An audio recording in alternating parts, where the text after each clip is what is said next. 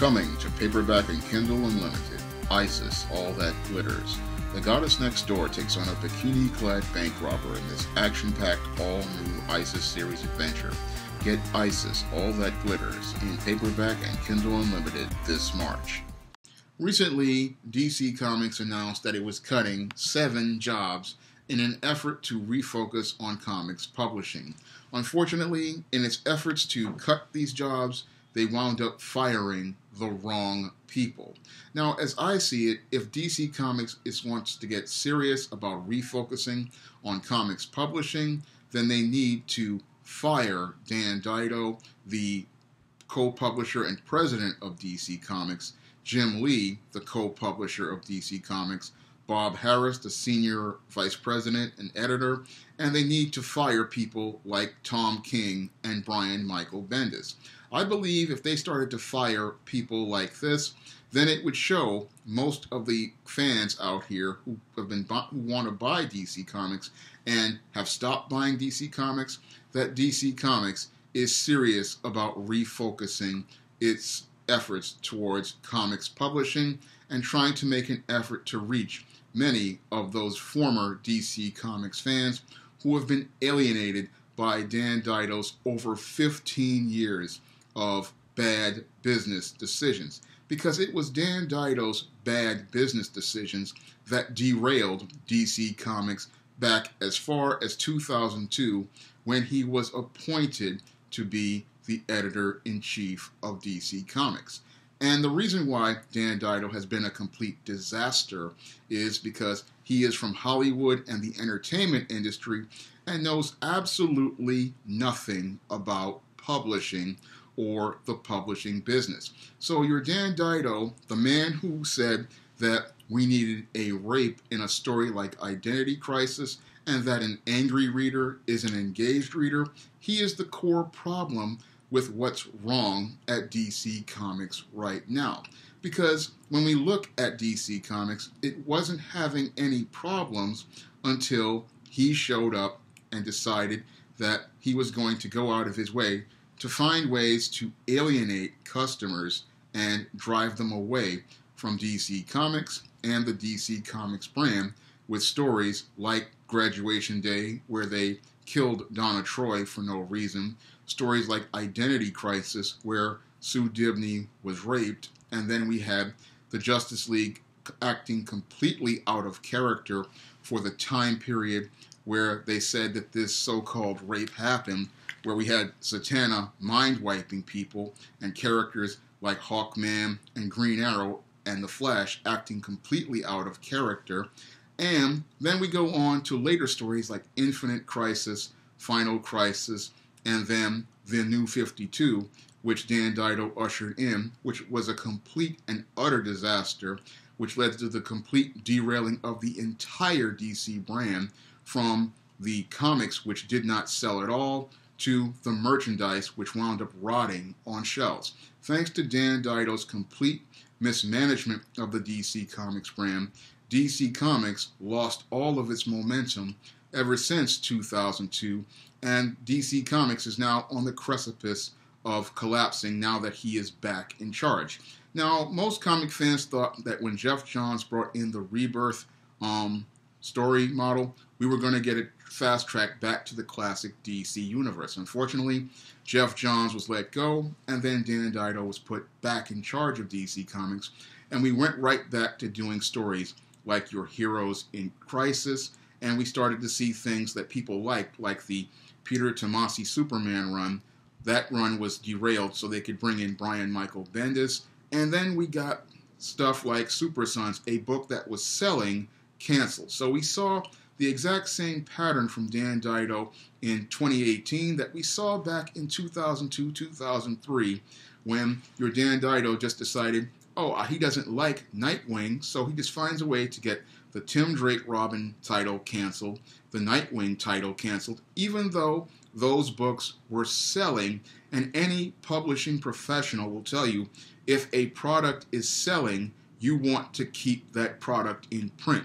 And the reason why you want to do that is because 90% of all books fail, and you need that 10% of books that are selling to pay for the 90 that don't sell or the ones that undersell. So you definitely need titles like Nightwing and Robin to keep paying the dividends for the books that don't sell. But your Dan Didio, because he didn't like those characters and he didn't like those concepts, he wanted to cancel those books, and he wanted to do things like bring back your Hal Jordans and your Barry Allens, even though most comic fans just had moved on from those characters and had accepted Wally West as the Flash and had accepted Kyle Rayner as Green Lantern.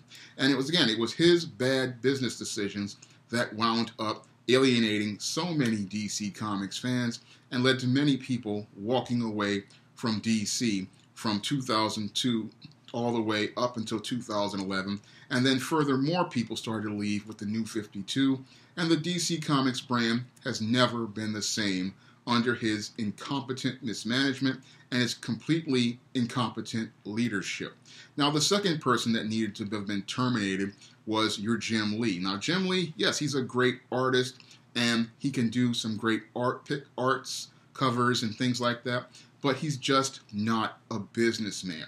When we look at Jim Lee's track record, as in him bankrupting his own Wildstorm brand, he just doesn't have the skills to be a publisher. Because in order to be a publisher, you have to understand that every book that you publish has to be one has a target audience, and two, has to be able to pull a profit every month when you release that book. And your Jim Lee just doesn't understand these principles of publishing, because in order for you to have a successful house, you need to have a strong series of front list titles and a strong list of backlist titles.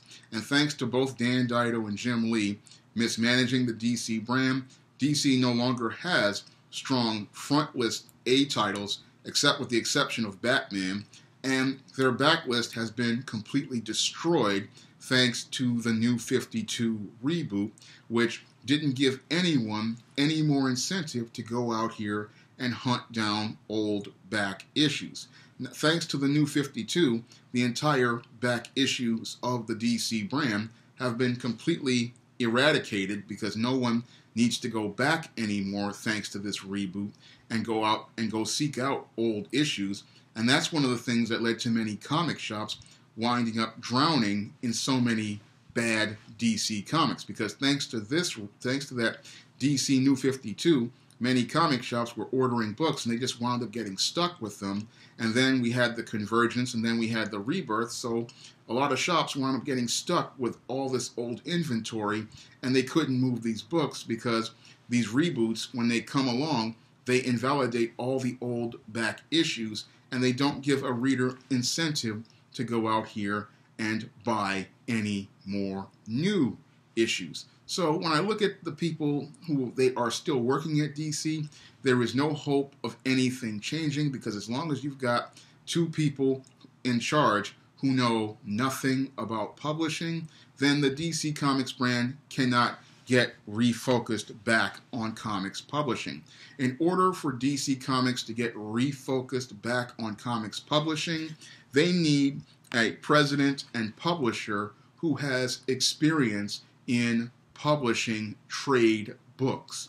And the reason why you need a seasoned publishing professional who has experience in publishing trade books is because they understand what's important towards selling books to readers, because what sells books to readers is completely different than what sells movies and what sells television shows, because readers engage completely differently than they would a TV show or a movie, because a reader has to physically, one, pick up the copy of the book, and two, the story has to be compelling enough for the reader to continue picking up that book in the face of all of these other entertainment options that readers have these days, like video games, like apps, like smartphone games, and like digital subscription services like Netflix. So you, have to give a reader an incentive to go out here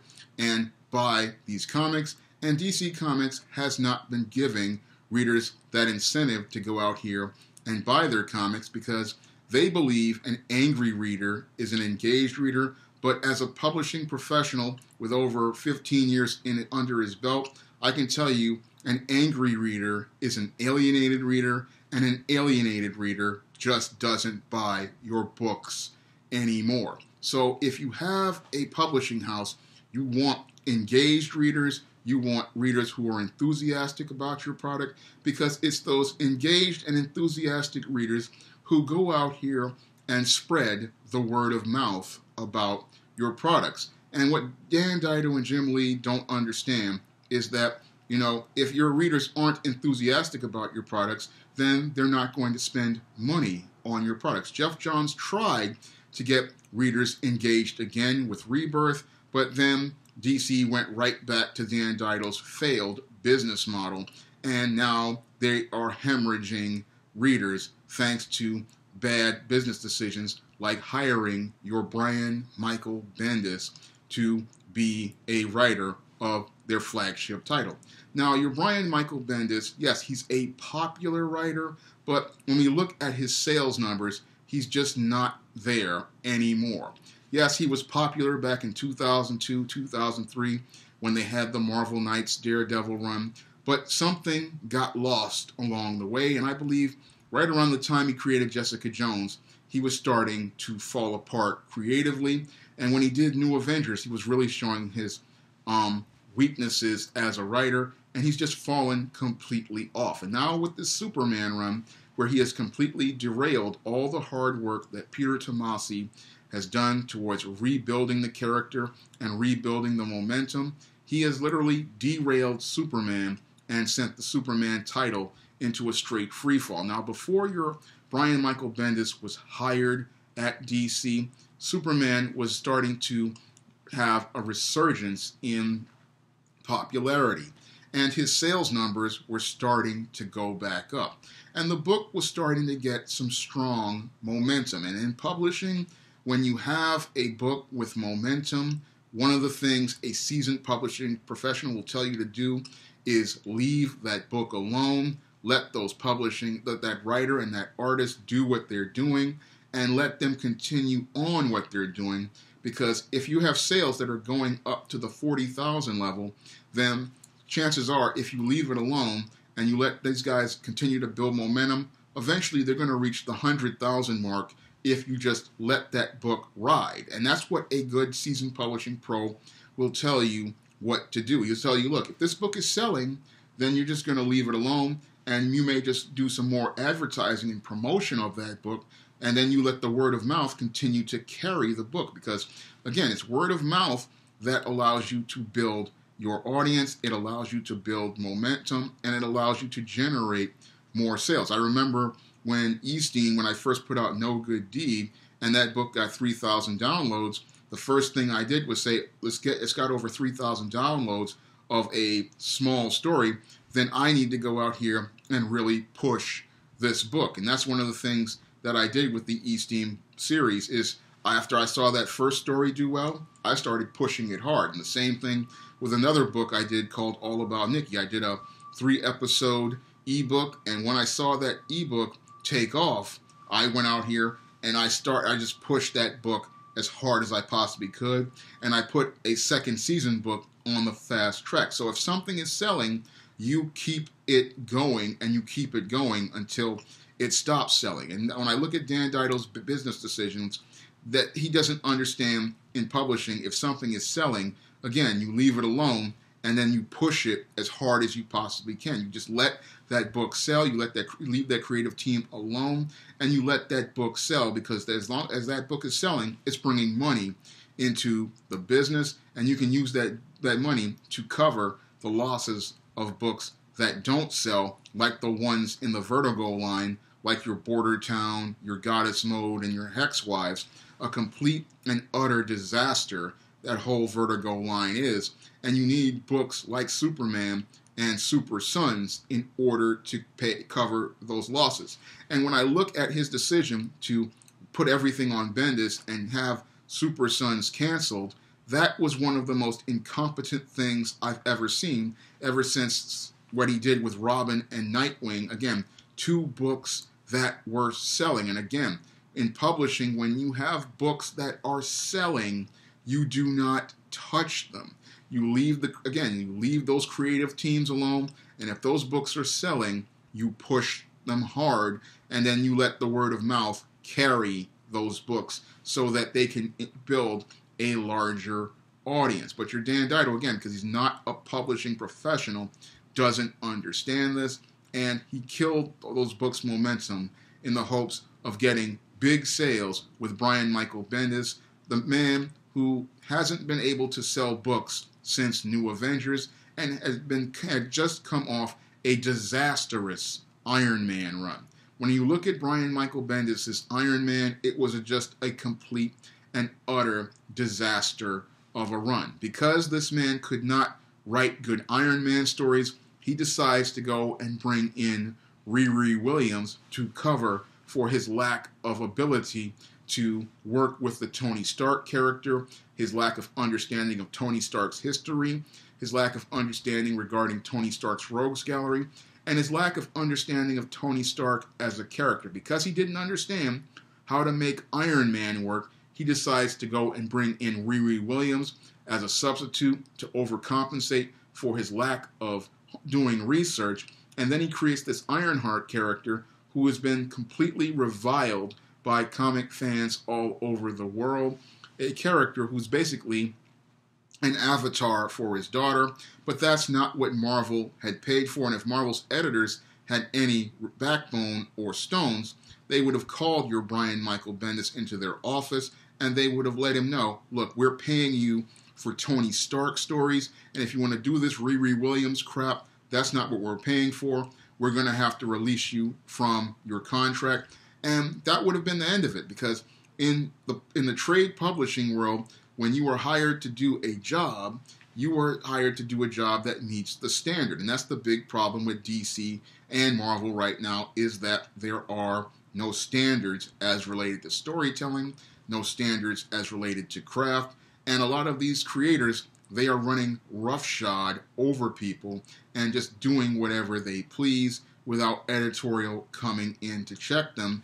And they're not checking people because none of these people have publishing experience, and they don't understand how their decisions have impact not only the characters of their comics, but how they also affect their brands overall. And the DC Comics brand has been damaged by Dan Dido's poor business decisions, because it was part of his poor business decisions that led to the DC Universe Classics line, I believe, not really getting any momentum, because DC Comics, they thought, oh, Green Lantern is so popular from the Jeff Johns era that they wanted to invest heavily into this Rainbow Lantern thing, and that wave completely collapsed. And it collapsed because they were trying to sell 250,000 Rainbow Lantern characters from 3 years past in, I think, about 2010 or so. And those characters, people hated them, and they hated the whole idea of Rainbow Lanterns, because Green Lantern, yes, it was popular in the comic book world, but it wasn't in the real world. And the New 52, yes, it was like maligned by comic fans, but when they tried to merchandise New 52, it didn't sell either. So his decisions have damaged the DC Comics brand.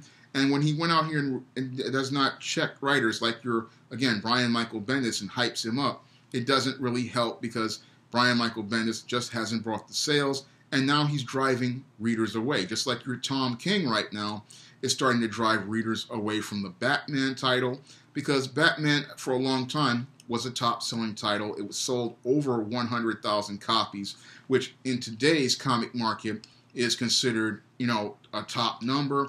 But 20 years ago, Batman was selling at least 500,000 units. But I look at it today, and Tom King is destroying that Batman comic with his beta male storytelling, his inability to pay off a story, and his lack of craft as related to storytelling. And that's another thing a good publishing professional will do, is, again, take a guy like Tom King in and have a talk with him and say, look, the way you're writing this character, one, is completely out of character for Bruce Wayne.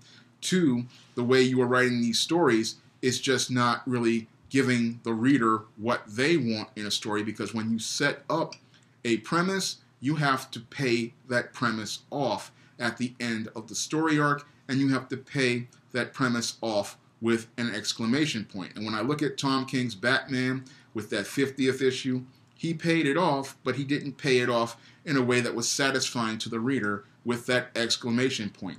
What he did was he set up this big wedding, and then he paid it off by slapping the reader in the face, by not delivering on the goods. And then with this Mr. Miracle, he sets up this big story, and then he pays it off with a period instead of an exclamation point. Now, in comic books and wrestling, you have to understand one thing.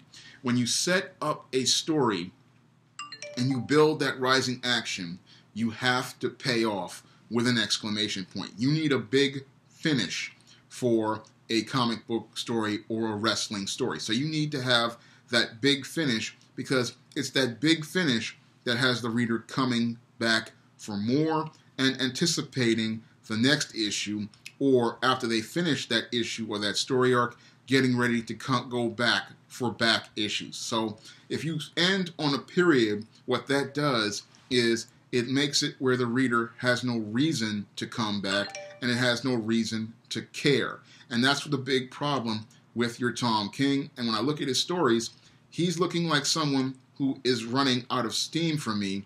And if he couldn't get it together after 3 or 4 issues, I would have to let him go, because I'm looking at the stuff that he's producing, your Mr. Miracles, your Batmans, and your Heroes in Crisis, which is a complete disaster of an event. And this is a guy who I believe just needs to be let go, because he just doesn't have the ability to run the marathon as a writer. He doesn't have the ability to understand what payoff is, because, again, if you're writing, you have to understand you just can't set stakes and then give somebody a weak finish. People want to see a big finish. They want to see something big come out of it. They want a big climax. They want an exclamation point. They want, like Jim Ross says, a "by God" moment. They want something big. So when you are doing comics, you cannot think small.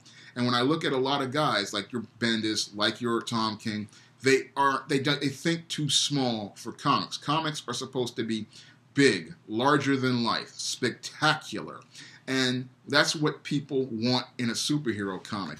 And DC Comics, sadly, they are not really, as I see it, in a place where they are able to focus on comics publishing, because they have the wrong people running DC Comics. Yes, they cut 7 jobs, but they cut the wrong people. If you cut Dan Didio, you cut Jim Lee, you cut your Brian Michael Bendis, you cut your Tom King, you cut your Bob Harris, you're going to be able to make DC Comics competitive again. And if you hire a seasoned a trade publishing pro who has a love for comics, then guess what? You're going to get that passion, you're going to get that heart, and they're going to bring energy back to the DC Comics offices. They're going to bring enthusiasm back to the comics offices, and they're going to bring a love for the characters to those DC Comics offices. Because when I look at your Dan Didio, a man who says that he hates Nightwing, he hates legacy characters, I'm sorry, you're in the wrong business, because when it comes down to DC Comics is legacy characters. DC Comics has always been legacy characters. And the reason why it's been legacy characters is because that's entrenched in the history. All you have to do is go back to the 70s with the Huntress, which is Helena Wayne on Earth 2, the kids of the Infinity Inc., like Jade and Obsidian. That's always been a part of the DC Comics history. Robin becoming Nightwing was an organic product of DC Comics legacy. Jack Knight becoming Starman was a part of DC Comics legacy. Wally West becoming the Flash and then surpassing his mentor, that was a part of DC Comics legacy. Mr. Terrific is a legacy character. All those characters, if you have an issue with them, then you have an issue with the whole concept of DC Comics, because DC Comics has always been about passing the torch. I mean, we saw Jay Garrick passing the torch to Barry Allen. We saw Alan Scott passing the torch to Hal Jordan. And the big problem is, your Dan Didio, because he's, again, like many people who are in comics today, they fear their own mortality.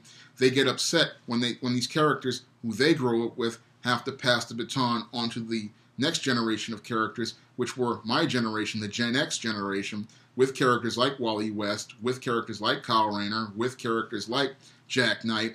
Those characters, again, they were an organic progression, but because these guys feared their own mortality, they had a problem with it, and that's what's derailed DC Comics. And they're sitting there talking about refocusing on comics publishing, but you can't refocus on comics publishing until you get somebody who is focused on publishing, someone who does publishing full-time, someone who understands the business of trade publishing, someone who understands the business of writing, someone who understands the craft of writing, and someone who understands those crafts well enough that they will impose standards and make sure that these characters remain consistent and make efforts to try to reach new audiences of readers, not only in print media, but in digital media, and understands both marketplaces. Because when it comes down to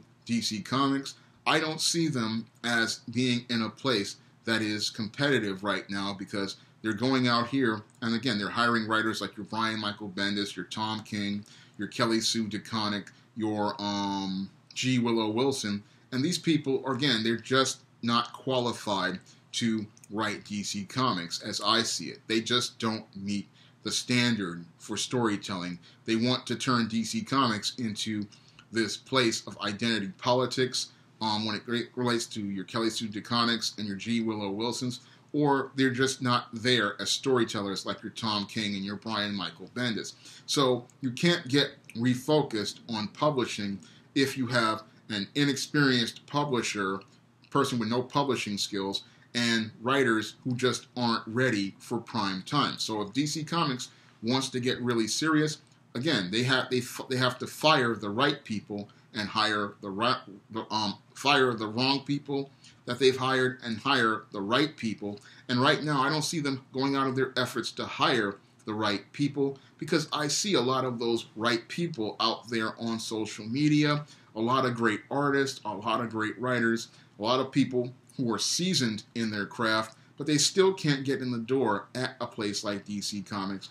And because they can't, I look at DC and I see another DC implosion getting ready to happen, and I'm starting to see it right now with the cancellation of books like Titans and many other books.